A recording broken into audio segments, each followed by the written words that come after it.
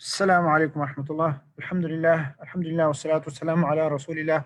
أما بعد، فقد قال الله تعالى في القرآن المجيد بعد أعوذ بالله من الشيطان الرجيم: ألهاكم التكاثر حتى زرتم المقابر كلا سوف تعلمون ثم كلا سوف تعلمون كلا لو تعلمون علم اليقين لترون الجحيم ثم لترونها عين اليقين ثم لتسألن يومئذ عن النعيم.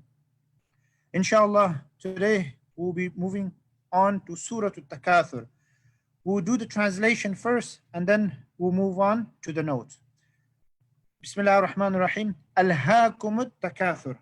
At-Takaathur has distracted you. What is Takaathur? The word Takaathur comes from the Arabic root word kathir, which means a lot. And Takaathur means competing with others in trying to accumulate more and more of this dunya, more and more of these material things. If someone has a house, you want a bigger house. If someone has a car, you want a bigger car. If someone has $1,000, you want 1,000 more. This is Takaathur. So this mutual rivalry, it has distracted you. Distracted you from what?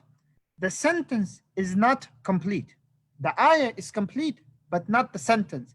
And this is a type of eloquence in Arabic, where you basically let the person think so that he realizes what is it that is distracted him.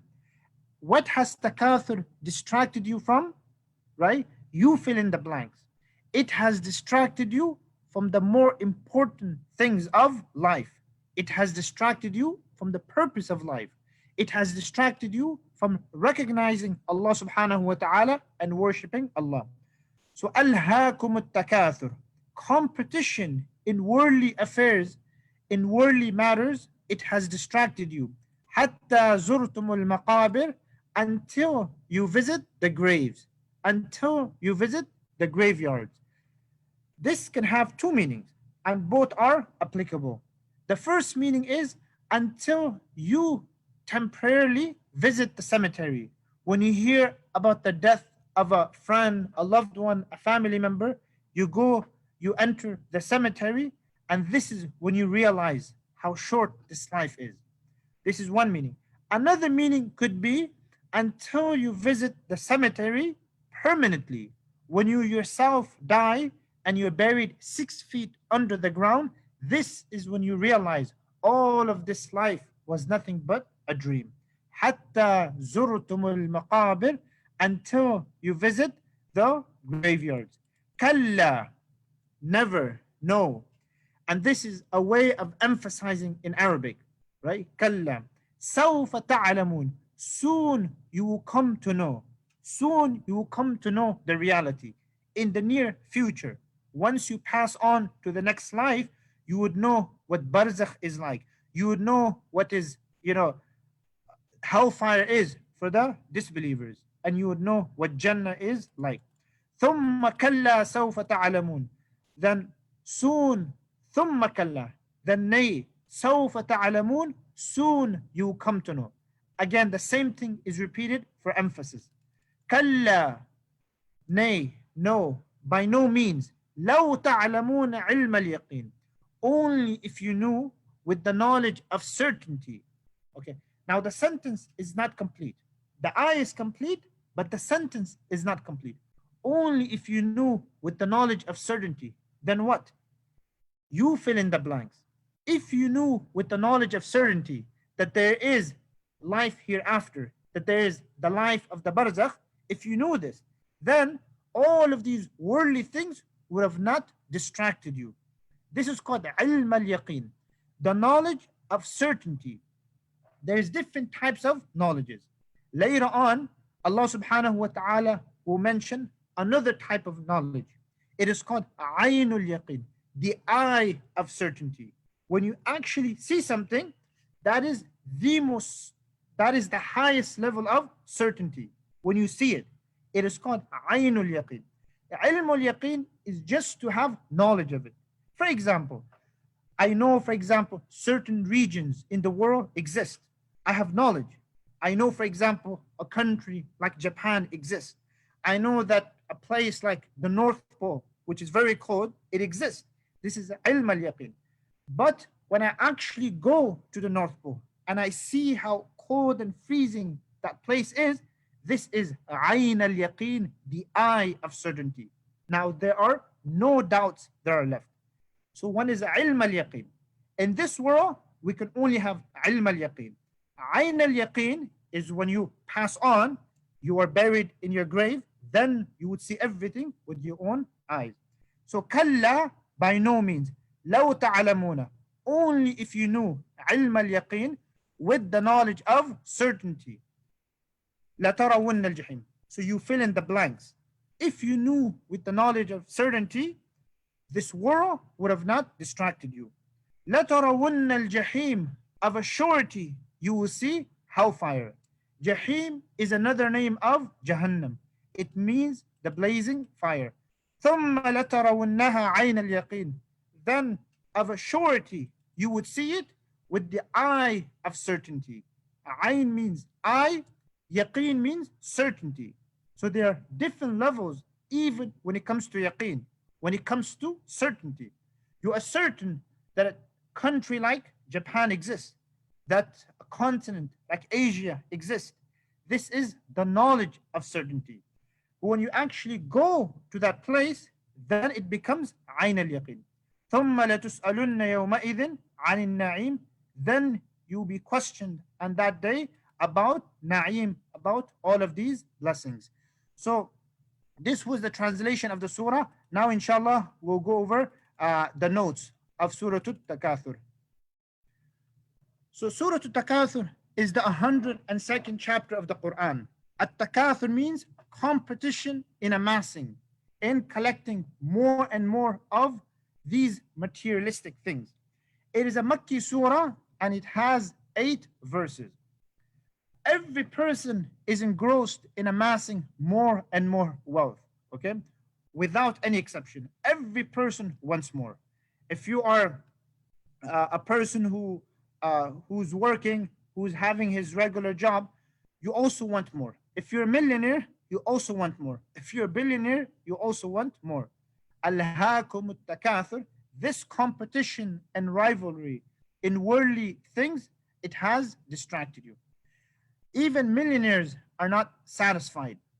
The top 85 billionaires have enough wealth to eliminate poverty from the entire continent of Africa, but even they are not satisfied.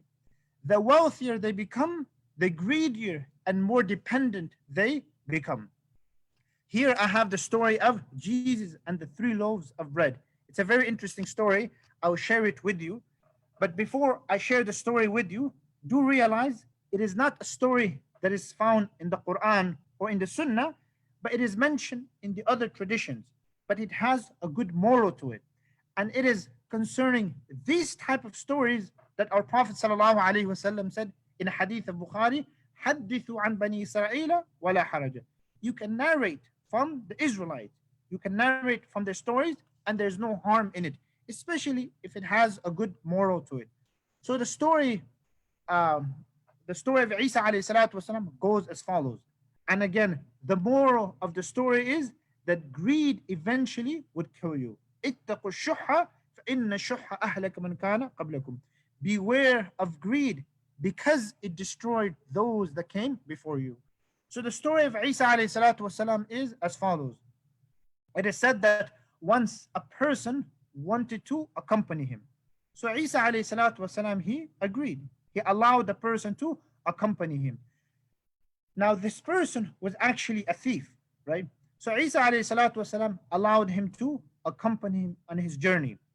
At one point, they stopped to get some rest. Isa alayhi salatu wasalam, he pulled out 3 loaves of bread. 1 loaf of bread he gave to the person who was actually a thief. The second loaf of bread, he said, it is for me. And the third loaf of bread, he put it to the side. Then Isa alayhi salatu wasalam, he goes to the river, the bank of the river, to drink some water. When he comes back, he sees the third loaf of bread missing. Okay? Of course, the thief had stolen the third loaf of bread. So Isa alayhi salatu wasalam, he asks him, what happened? And the person, he denies. He says, I do not know. So Isa alayhi salatu wasalam, he does not say anything. They continue walking until they come they come near a pond of water, right? A body of water. And Isa alayhi salatu wasalam, he takes the person's hand, and with the permission of Allah, he causes him to walk over the water. When they reach the other side, he turns around and he asks the person, I ask you by the one who has shown you this miracle, who took the third loaf of bread? And again, the thief, he denies. So they continue walking. Isa alayhi salatu wasalam, he continued walking until they saw a deer. So Isa alayhi salatu wasalam, he calls the deer, it comes running to Isa alayhi salatu wasalam. They were hungry, they slaughtered the animal, and then after they had finished eating, Isa alayhi salatu wasalam, he assembled the bones. And we know one of the miracles of Isa alayhi salatu wasalam, which is actually mentioned in the Quran, is that he could give life to the dead with the permission of Allah. So he gathers the bones and he says to it, Qum bi'idhnillah, stand with the permission of Allah. And life was infused into those bones, and it became a living animal, and it started running back. So Isa alayhi salatu wasalam, he turns around and he says to the person, I ask you by the one who has shown you this miracle, who took the third loaf of bread? Again, the person, he denied. Finally, they come to a desert, and Isa alayhi salatu wasalam, he sits down and he makes a mound out of the sand. And then he says to it, become gold with the permission of Allah. And this miracle was also granted to him. Then he divided the mound of gold into three mounds, smaller mounds. And then he says to the person, one mound of gold is for you, one mound of gold is for me, and the third mound of gold is for the one who took the third loaf of bread. So of course, now when the thief, he sees this, when he sees wealth, of course, because of greed, his eyes lit up, he's excited, and he acknowledges. He says, yes, I was the one who took the third loaf of bread. So Isa alayhi salatu wasalam, he says, you can take everything, you can take my share as well. And Isa alayhi salatu wasalam leaves him. So now this man is so excited. He has 3 mounds of gold. Now remember the moral of the story, greed. If you're not content with whatever you have, and you always want more and more, eventually that greed will kill you. So this man, he's standing there, when all of a sudden 2 other thieves or robbers, they appear on the scene. Now, of course, they're all going to start fighting each other to get all of the gold. So one of them, he says that, instead of us fighting each other, why not we just divide it equally amongst ourselves? There are 3 of us, and there are 3 mounds of gold. Each one can have a fair share. So they agreed to that. They said, yes, this makes sense. So as they were about to sit down, they were very hungry. So they said to one person, go and buy some food so we can eat, and then we can relax and we can comfortably divide this wealth. So one of them goes to the marketplace. Now, as they send one person to the marketplace, right? Now, look at what greed can do to a person. The 2 of them started talking to each other, and they said, look, why don't we, since there are the 2 of us and we're stronger than him, when he comes back, we actually get rid of him. We kill him, and then we will have a bigger share. Instead of dividing it between 3 people, we would only have to divide it between 2 people. So this is what Shaitan whispers to them. The other person who's going to the marketplace, he goes and he's thinking to himself, look what greed does to him. He says, look, I had all of this wealth to myself. I didn't have to share it with these people. So why not I bring the food, I poison it, give it to these 2 people, get rid of them, and then I have all of the wealth to myself. And this is exactly what he does. He goes to the marketplace, he poisons the food, brings it back. As soon as he comes back, the other 2 thieves are waiting for him. So they kill him, they get rid of him right there and then. And then the 2 thieves, they sit down to eat the food, which was already poisoned. So they take the food and immediately they die as well. So you have 3 mounds of gold, and laying next to them are 3 dead bodies. And it is said later on, Isa alayhi salatu wasalam, he passed by them and he said to his disciples, this is the dunya and this is the reality of greed. اتقوا الشح فإن الشح أهلك من كان قبلكم. Beware of greed because it destroyed those that came before you. Now, it is important. It is just a story, but if you think about it, many of us will also fall into the same trap as well. We always want more and more. But realize it is not wealth that will make you rich. It is contentment. Whatever you have, just be content with it. Okay? I'm not saying that you have to be poor. If Allah has blessed you with wealth, alhamdulillah, be content with that and help the poor and live the lifestyle that is halal. And if Allah has not blessed you, just be content with that, right? So the main thing is qana'a. The word in Arabic is qana'a, to be content. Otherwise, if you do not have qana'a, and keep this point in mind, it would actually help you in life, right? This would help you in life. If you have no contentment, you're not satisfied with whatever you have, and you just want more and more, realize you will never ever be satisfied. In fact, the more wealth you have, the greedier and the more dependent and the more depressed you would become, right? Now, how does this work? How could it be that you have more wealth, yet you are more dependent and you're more depressed and you are more poor than a poor person? I know it's an irony, it's a very strange concept, but let me explain. Who is a poor person? A poor person is one who is in need, right? Who needs something. Now, if someone needs $50, he's a needy person. But if another person needs $500, he is more needy. He's more dependent. If another person needs $5,000, then he's even more dependent. Now, if you look at it, every person wants more. No one is satisfied. You look at the person who is on the street, the poor person, right? The beggar, he wants something. How much? Maybe $1 or $2. You have the average person who's making $2,000, $3,000, or $4,000 a month. He also wants more, but he's only thinking in terms of hundreds.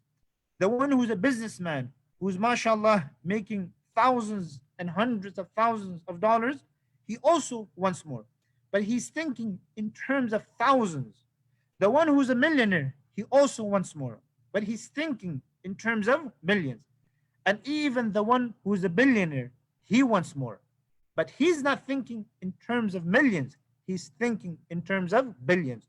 So the one who wants a billion, he's more dependent than the one who wants a million. And the one who wants a million is more dependent than the one who wants 1,000 or 100. If you look at the next point, I mentioned that if you make $48,500 yearly, right, you would be in the top 1%. Now, I'm mentioning these points because many of us, we only look at those above us. We don't look at those below us. And the Prophet ﷺ said that when it comes to dunya, look at those below you, and then you would appreciate the blessings of Allah subhanahu wa ta'ala even more. However, when it comes to religion, spirituality, look at those above you, because then it would encourage you and motivate you to become better. Unfortunately, we have it the other way around. When it comes to religion, we're looking at those who know less than us. When it comes to the dunya, we're looking at those above us. You know, it is interesting that even here, we live, alhamdulillah, in this part of the world.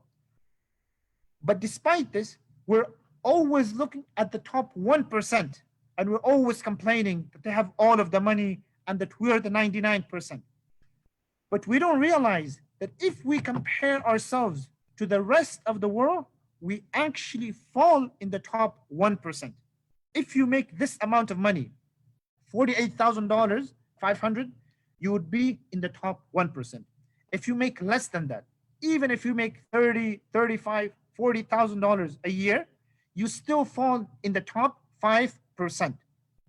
It is said the top 1% have more than 60 times the wealth of the bottom half of the world's population. Think about that. The top 1%, which includes most likely many of us. Many of us in this class might be into that category. If not in the top 1%, definitely in the top 5 or 10%. I'm sure many of us are making $20,000 or more in a year. So the top 1% have more than 60 times the wealth of the bottom half of the world's population. Think about that. If you take the bottom half of the world's population, that is 3.5 billion people. Take all of their wealth, 3.5 billion people. Take their wealth, put it together, multiplied by 60 times, and that is the amount of wealth that the top 1%, me and you, and all of us in this part of the world have. But still we complain. Why? Because we're not looking at the rest of the world. We're looking at Bill Gates, and we're looking at the billionaires and the top 85 billionaires. Those are the people we are looking at. The average person in the world makes less than $2 a day. You might think this is an exaggeration, but all of you can attest to this. Back home, whether it is in Asia, right, from Pakistan, India, Bangladesh, right, or I'm sure even in the African countries, in Africa, it's not, the situation is not any better.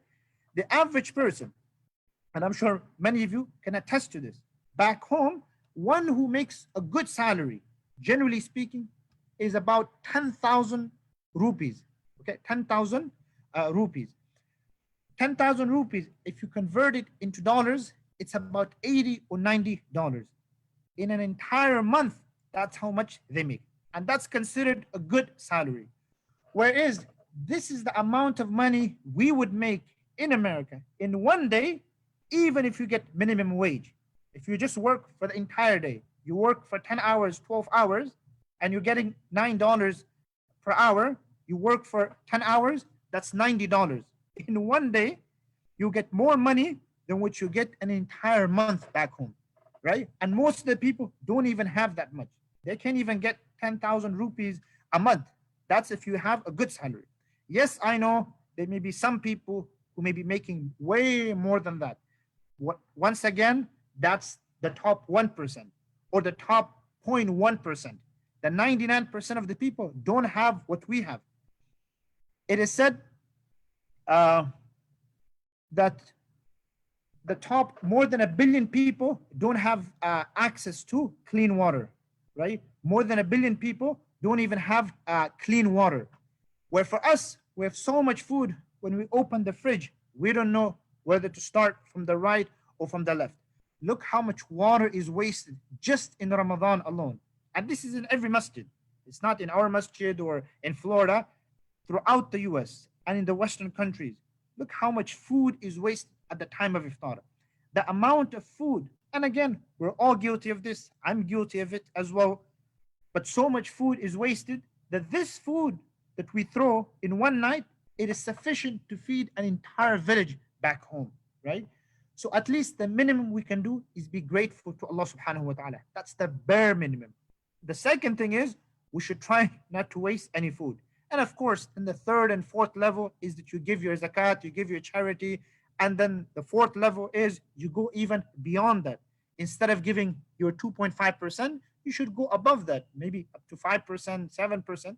Think about it. If you have $100, you are still allowed to keep $97.50. You only give $2.50. And if you go even beyond that, don't think that, oh, look, I have to give 10%. You still are allowed to keep $90 for yourself. You're only giving $10 to the poor. Okay, so the average person in the world makes less than $2 a day. Yet we're still not content with whatever we have. Richness is the richness of the heart. ليس الغنى عن كثرة الغرض ولكن الغنى غنى النفس. The Prophet ﷺ said, richness is not in having a lot of materialistic things. Richness is the richness of the heart. Another important point, money can buy you articles of comfort, but not comfort itself. This is a very important point. In other words, money can buy you a beautiful, nice, comfortable, and expensive bed. An expensive bed that is $10,000, $15,000, $20,000. Money can buy you a bed, but it cannot buy you sleep. Money can buy you a house, but it cannot buy you a family. Money can buy you medication. It cannot buy you a cure. Money can buy you a very expensive watch, but it cannot buy you time. Money can buy you books, but it cannot buy you common sense or knowledge. Money can only get you articles of comfort, but not comfort itself. So imagine, and there's stories of people who are so rich, filthy rich. They have millions and millions in their bank account. But when they become sick, they develop some type of throat cancer, and that's it. They cannot eat food at all for the rest of their lives, right? So what is the point of having all of this money? And most of the people, when they pass away, they leave so much behind. And you know what? All of that was wasted energy because you didn't use it on yourself. You didn't give it in charity, right? So it can help you in the next life, right? And then people are just fighting over whatever you have, what you had worked hard for. So of course you work hard, but try to use some of it on yourself as well, right? You're not going to be able to take it with you in the grave. Spend it on yourself and your family, and then give some of it in charity. This competition in amassing more and more wealth has distracted us from the more important things of life. Um, okay, let's go over some of these points. Um, is it allowed to live a luxurious life while still maintaining deen, or is it better to live a humble life and have deen? Are you doing your talk tomorrow, Friday, at Dhuhr prayer time? Okay, so let's go one by one. So yes, inshallah, tomorrow I'll be giving the Jummah talk. It would be from 1:45 to around 2:05. And of course, it would be about the fadail, virtues, and blessings of Ramadan. Yes, you're allowed to live a luxurious life. One is what is permissible. The other one is what is ideal. So the Prophet said, لا بأس بالغنى لمن اتقى الله عز وجل. There is no harm in being wealthy if you fear Allah, if you fulfill your obligations, if you give to the poor. Then the other one is to live an ideal life, the life of the Prophet. And that is a life I don't know if I'm prepared for it. The dua that he used to make, I'm not sure. Sometimes I'm scared to make the dua. You know why? One of his dua was, Allahumma ahyini miskinan wa amitni miskinan wa hshurni yawm al-qiyamati fi zumratil masakin.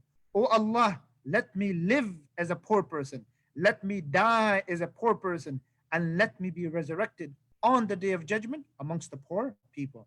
So that is the Prophet sallallahu alaihi wasallam. That is the standard that he lived by, because he is Rasulullah, the role model for the entire mankind. As for us, we have the choice. We can live what is permissible, but our reward may be less in the next life. Or you can choose to live the more ideal life. But in any case, the main point is we definitely need to be grateful. That is always mandatory. We need to be helping the poor, right? And of course, we can go, beyond just giving zakat. We can give sadaqah as well.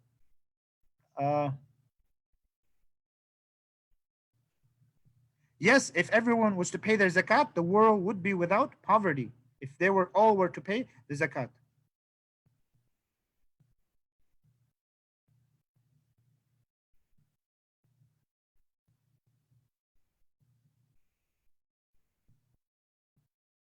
Yes. Okay, so 10,000 rupees is not anymore now. Maybe it was good salary 20 years back. Now minimum wage is about 20,000 rupees, which is not enough for a family afford to live even modestly, which is very true.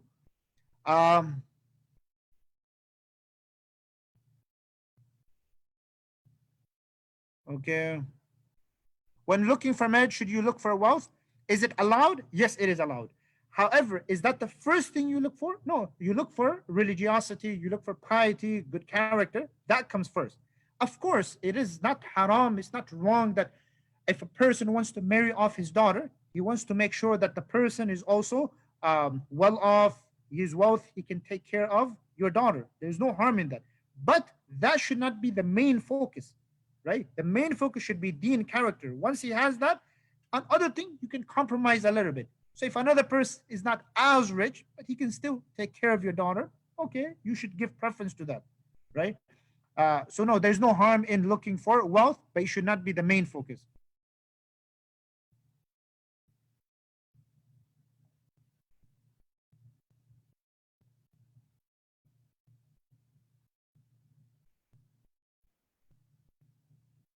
Yes, wealth in itself is nothing.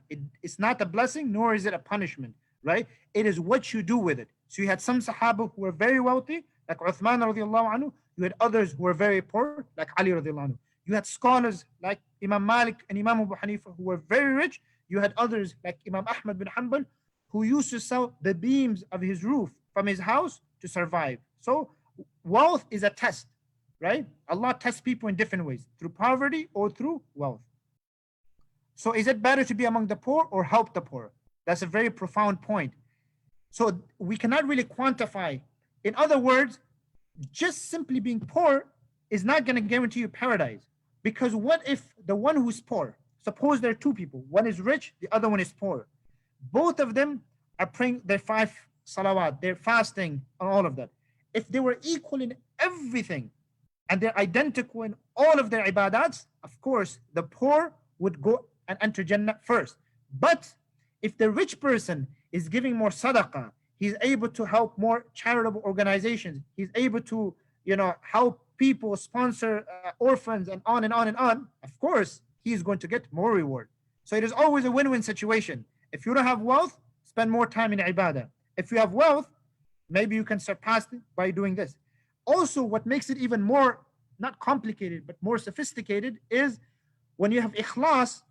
So even if you give $1, you might be better than the one who gives $100, right? So you have to have ikhlas, number one. Number two, how much sadaqah are you giving? I love you for the sake of Allah. May Allah reward you for the important.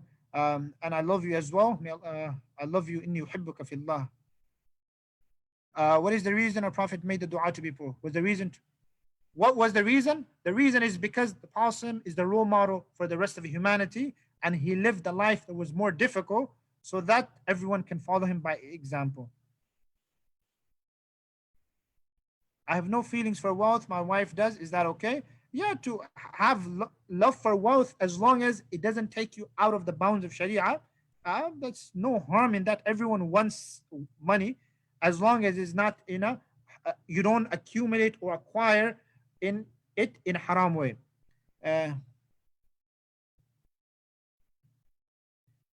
For not expressing her satisfaction.